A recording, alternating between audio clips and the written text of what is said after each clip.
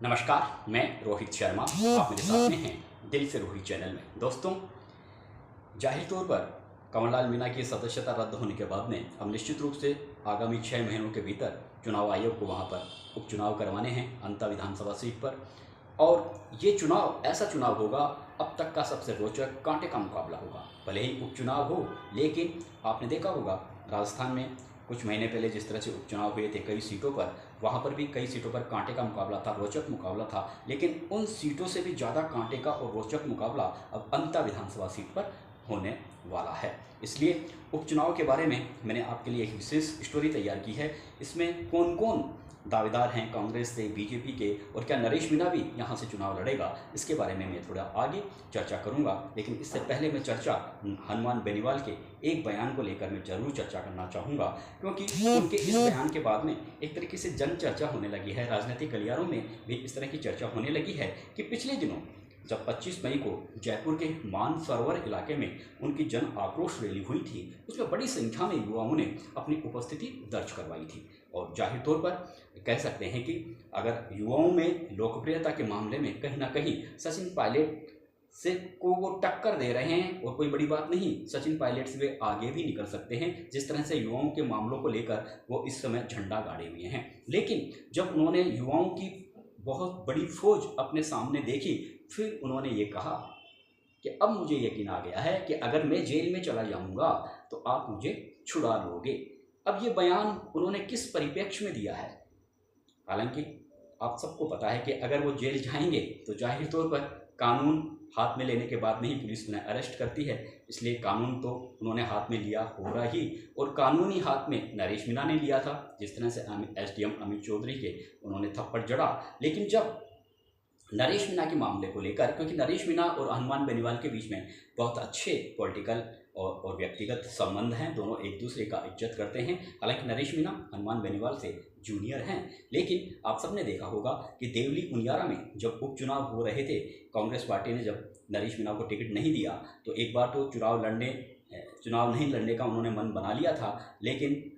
कुछ ही घंटों के बाद में वो हनुमान बेनीवाल के यहाँ जाते हैं और फिर वहाँ उनके साथ में चर्चा होती है, फिर अगली सुबह आते हैं और फिर निर्दलीय फार्म भर देते हैं। तो कहीं ना कहीं राजनीतिक गलियारों में ये चर्चा होने लगी थी कि हनुमान बेनीवाल ने भी शायद उन्हें ये राय दी होगी कि आपको चुनाव लड़ना चाहिए। तो कहने का मतलब हनुमान बेनीवाल और नरेश मीणा के बीच में बहुत अच्छे पॉलिटिकल और व्यक्तिगत ताल्लुकात हैं। और इन्हीं ताल्लुकातों को देखते हुए पत्रकारों ने कई बार हनुमान बेनीवाल से पूछा कि लंबा समय हो गया है नरेश मीणा को समझौता के मामले में जेल में, लेकिन अभी जमानत नहीं हो पा रही है, क्या कारण है, क्या वजह है, और आप क्या कहना चाहते हैं? तो हर बार हनुमान बेनीवाल यही कहते नजर आए कि देखिए कानून का मामला है और उनकी जो जमानत है वो कहीं ना कहीं कोर्ट से होगी, ये कहकर वो पल्ला छुड़ा लेते थे। लेकिन परसों के रोज 25 मई को जब उन्होंने सामने बड़ी भीड़ देखी तो उन्होंने ये कहा कि अब मुझे यकीन हो गया है कि अगर मैं जेल चला जाऊंगा तो आप लोग मुझे छुड़ा लोगे। तो अब ये उनका ये किस तरह का बयान था? एक तरफ नरेश मीणा के मामले में उनसे पूछते हैं तो वो कहते हैं कि कोर्ट से उनकी जमानत होगी, कानूनी दावपेच हैं और कोर्ट ही उनकी जमानत करेगा। दूसरी तरफ उन्होंने युवाओं को सामने देखकर ये कहा कि अब मुझे यकीन हो गया है कि आप मुझे जेल से छुड़वा लोगे। तो अगर उन्होंने बाकायदा अगर अपने समर्थकों से, भीड़ से वो ये उम्मीद लगाए बैठे थे कि ये मुझे कोर्ट से छुड़ा लेंगे, तो कोर्ट से तो परिजन भी छुड़ा सकते हैं क्योंकि काफ़ी अच्छे पॉलिटिकल फैमिली से वो ताल्लुक़ रखते हैं। लेकिन बड़ी भीड़ देखकर उन्होंने कहा कि आप लोग मुझे छुड़ा लोगे, तो फिर ये तो जाहिर सी बात है कि कहीं ना कहीं सरकार पर प्रेशर बनाकर या फिर एक तरीके से एक बड़ा जन आंदोलन, जिस तरह से नरेश मीणा को लेकर भी उनके समर्थकों ने जन आंदोलन किया था, लेकिन वो सक्सेसफुल तो होता रह गया था। बाद में जिस तरह से नरेश मीणा के पिता और भजनलाल शर्मा के बीच में बातचीत हुई थी, हालांकि अब नरेश मीणा के जो पिता हैं उन्हें भी थोड़ी मायूसी हाथ लगी है, और प्रहलाद गुंजल और जो नरेश मीणा की जो टीम के लोग हैं वो कहते हैं कि भजनलाल शर्मा अपना वादा पूरा नहीं कर रहे। हालांकि उस समय उनका जो आंदोलन था वो पूरा राज्यव्यापी आंदोलन की पूरी भूमिका बन गई थी। उस समय राजस्थान विधानसभा का बजट सत्र चल रहा था और शायद आंदोलन की एक भारी भरकम तैयारी देखते हुए ही शायद भजनलाल शर्मा ने नरेश मीणा के पिता को अपने यहाँ बुलाया था और उनसे समझौता बातचीत भी की थी। लेकिन अब प्रहलाद गुंजल और नरेश मीणा के समर्थकों को, खुद नरेश मीणा को ऐसा लगता है कि भजनलाल शर्मा वादे पर खरे नहीं उतर रहे। खैर, यह अलग विषय है। लेकिन हनुमान बेनीवाल के बारे में अब लोग ये कह रहे हैं कि एक तरफ नरेश मीणा के बारे में जब आपसे पत्रकार सवाल पूछते हैं तो आप कहते हैं ये तो कानून का मामला है, कोर्ट से ही जमानत होगी। दूसरी तरफ आप भीड़ को देखकर ये कहते हैं कि अब मुझे यकीन हो गया है कि आप मुझे छुड़ा लोगे। तो ये विवादाभास वाले बयान हनुमान बेनीवाल आखिर क्यों दे रहे हैं? तो क्या हनुमान बेनीवाल भी ये मनसा रखते हैं कि अगर वो जेल चले जाएंगे तो जो उनके समर्थक हैं एक बड़ा जन आंदोलन करके कहीं ना कहीं सरकार को बैकफुट पर करके उन्हें सकुशल जेल से बाहर निकाल लेंगे? क्या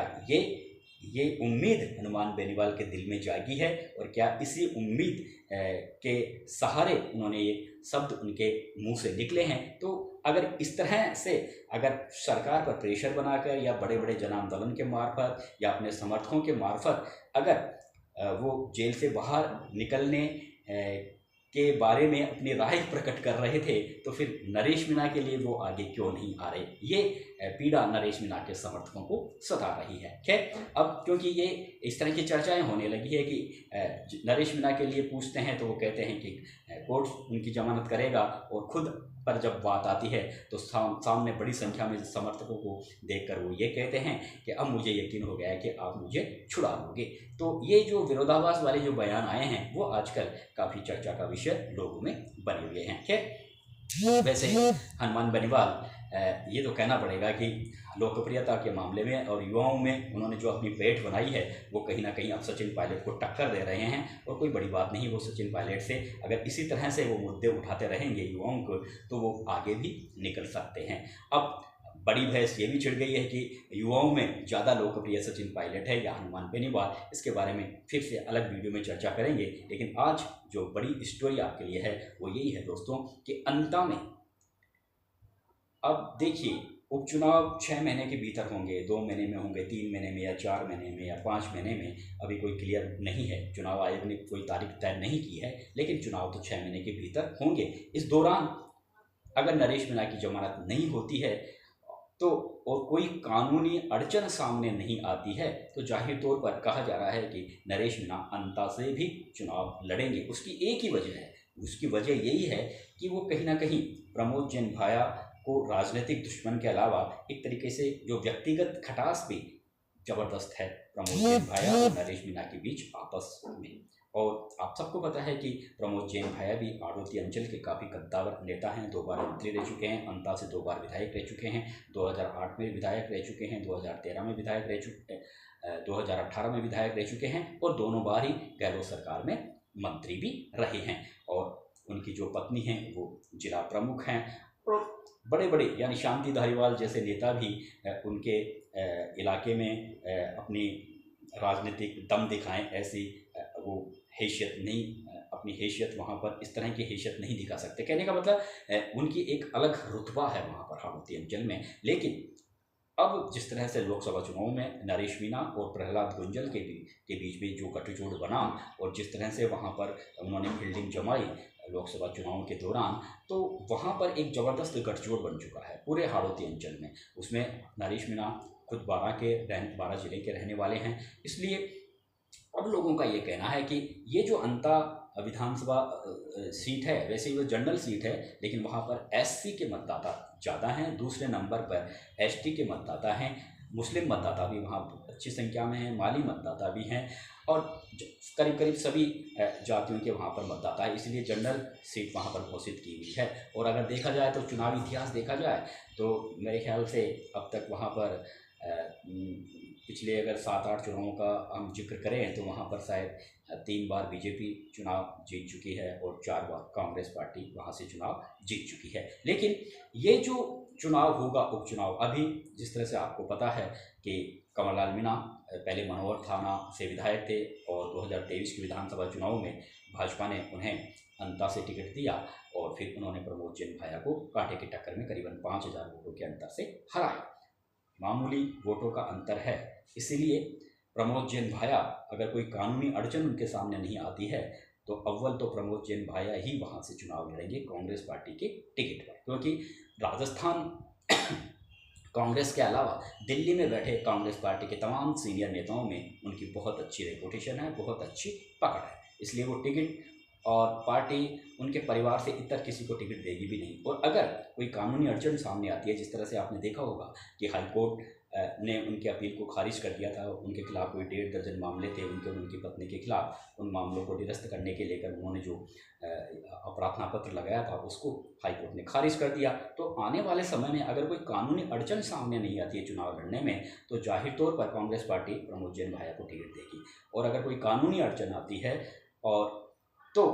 उनकी पत्नी को टिकट दे सकती है। लेकिन चाहे प्रमोद जैन भाया लड़े चाहे उनकी पत्नी लड़े, नरेश मीणा तो सामने जब प्रमोद जैन भाया के परिवार का कोई भी सदस्य अगर चुनाव लड़ेगा तो वो रुकने वाला नहीं है, ऐसा उनके समर्थकों की ओर से कहा जा रहा है। जो नरेश मीणा के जो नज़दीकी लोग हैं वो ऐसा कह रहे हैं कि नरेश मीणा जरूर चुनाव लड़ेगा, क्योंकि अब उसे ऐसा लगने लगा है कि 12 से सैकड़ों किलोमीटर दूर, 12 से काफ़ी लंबा रास्ता है देवली उनियारा का, सैकड़ों किलोमीटर नहीं कहूँगा मैं, लेकिन 12 से आकर देवली उनियारा से चुनाव लड़ना और वहाँ पर 60,000 वोट हासिल करना, ये बहुत बड़ी मायना रखता है एक निर्दलीय उम्मीदवार के लिए। तो उससे ऐसा लगने लगा है, वैसे वो कहता भी है नरेश मीणा कि मैं राजस्थान की किसी भी सीट से चुनाव लड़ सकता हूँ, लोग और युवा ब्रिगेड मुझे चाहती है, जिस तरह से हनुमान बेनीवाल को चाहती है, जिस तरह से सचिन पायलट को, जिस तरह से डॉक्टर कल्याण मीणा को, उसी तरह से भीड़ मुझे भी चाहते हैं, क्योंकि मैं युवाओं की मांगों को लेकर, ग्रामीणों की मांगों को लेकर हमेशा सड़कों पर रहता हूं, इसलिए मैं कहीं से भी चुनाव लड़ सकता हूं। इसलिए अब जब देवली उनियारा से 60,000 उन्हें वोट मिले, तो जाहिर तौर पर जब प्रमोद जैन भाया के परिवार में से अगर वहाँ कांग्रेस पार्टी किसी को टिकट देगी, तो निश्चित तौर पर अगर वो चुनाव नहीं भी जीते तो प्रमोद जैन भाया के वो जो वोट बैंक में सेंधमारी करने के लिए वो चुनाव लड़ेंगे, ये बिल्कुल तय है, इसमें कोई दो राय नहीं है, अगर कोई कानूनी अड़चन उनके सामने नहीं आती है चुनाव लड़ने के लिए। और भारतीय जनता पार्टी में जिस तरह से आपको पता है कि प्रभुदयाल सैनी ने देवली उनियारा से भी टिकट की मांग की थी, मांग अब की थी या नहीं की थी, लेकिन दावेदार बताया जा रहा था, मांग की थी उन्होंने, लेकिन उन्हें टिकट नहीं मिला, क्योंकि देवली उनियारा में भी माली समाज के अच्छे वोटर हैं। अब यहाँ से अंता से पहले प्रभुदयाल सैनी विधायक रह चुके हैं अंता विधानसभा सीट से, और वसुंधरा राजे सरकार में पहले मंत्री रह चुके हैं, भारतीय जनता पार्टी के कद्दावर नेता हैं, माली समाज के लिए अच्छे वोट बैंक हैं वहाँ पर, और काफ़ी अच्छी पकड़ है उनकी अंता में भी। तो एक तरफ प्रभुदयाल सैनी, दूसरी तरफ प्रमोद जैन भाया का परिवार, और तीसरे नरेश मीणा। तो ये जो रोचक मुकाबला होगा, और बहुत से लोग तो ये कहते हैं कि नरेश मीणा सीट निकाल सकता है, लेकिन अभी मैं ये बात कहूँ तो थोड़ा जल्दीबाजी होगा एक पत्रकार होने के नाते, और जब तक वहाँ पर क्या पोजीशन बनती है, जब तक वहाँ कौन कौन उम्मीदवार सामने आते हैं, क्या हनुमान बेनीवाल भी वहाँ से अपने कैंडिडेट खड़ा करेंगे, और क्या वहाँ पर स्थितियाँ बनती है, उससे पहले कुछ भी कहना थोड़ा जल्दीबाजी होगा। लेकिन अगर नरेश मीणा कैंडिडेट चुनाव लड़ते हैं, प्रभुदयाल सैनी वहाँ से चुनाव लड़ते हैं बीजेपी कैंडिडेट के तौर पर, और प्रमोद जैन भाया या उनकी पत्नी या उनके कोई निकट का व्यक्ति या उनकी ओर से नामित किया गया कोई व्यक्ति अगर चुनाव लड़ता है वहाँ कांग्रेस पार्टी के टिकट पर, तो फिर निश्चित रूप से बहुत कांटे का रोचक मुकाबला होगा। और बहुत लोग कहते हैं कि नरेश मीणा सीट निकाल भी सकते हैं। इधर से प्रभुदयाल सैनी जो भाजपा के कैंडिडेट है, राजस्थान में भारतीय जनता पार्टी की सरकार है, इसलिए वो भी एक काफ़ी मजबूत कैंडिडेट है वहाँ के, और प्रमोद जैन भाया का वो गढ़ माना जाता है, और नरेश मीणा की जिस तरह से पॉपुलरिटी अब लगातार बढ़ती जा रही है। तो ये तमाम जो समीकरण दिख रहे हैं, उन सबको देखते हुए अंता विधानसभा सीट का जब उपचुनाव होगा वो काफ़ी रोचक चुनाव होगा। दोस्तों, अब मैं आपसे विदा लेता हूँ, नमस्कार।